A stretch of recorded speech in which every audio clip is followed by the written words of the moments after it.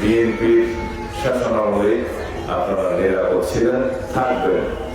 আমাদের দলের প্রতিষ্ঠাতা শহীদ রাষ্ট্রপতি জিয়াউর রহমান এদেশের সকল ধর্মাবলম্বীদের ধর্মীয় স্বাধীনতা নিশ্চিত করেছেন।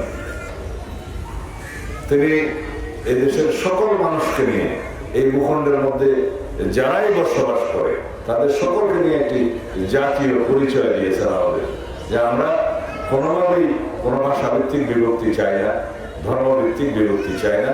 আমরা সবাই মিলে বাংলাদেশে এই ভূখণ্ডে যারা আছে, এটা আমাদেরকে একত্রিত করেছে, এই জাতিকে ঐক্যবদ্ধ করেছে। আপনারা স্বাধীনতার সময় এদেশের স্বাধীনতার পক্ষে ছিলেন।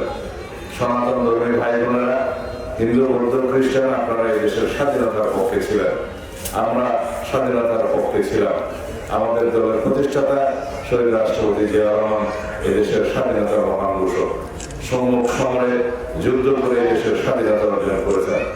আপনাদেরকে, বিশেষ করে সনাতন ধর্মী ভাই বোনদেরকে অনেক বেশি ত্যাগ স্বীকার করতে হয়েছে।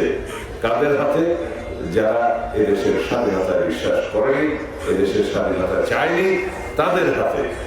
আপনাদের পূর্বপুরুষরা যারা এখনো জীবিত আছেন তারা জানে 1971 সালে কাদের হাতে তারা নির্যাতিত হয়েছিল। সেরকম একটি ধর্মভিত্তিক রাজনৈতিক দল আজকে নবরূপে নির্বাচনে দাঁড়িয়েছে। তাদের হাতে এই দেশের সকল নাগরিক নিরাপদ কিনা সেটা আপনাদের কাছে প্রশ্ন করে গেলাম।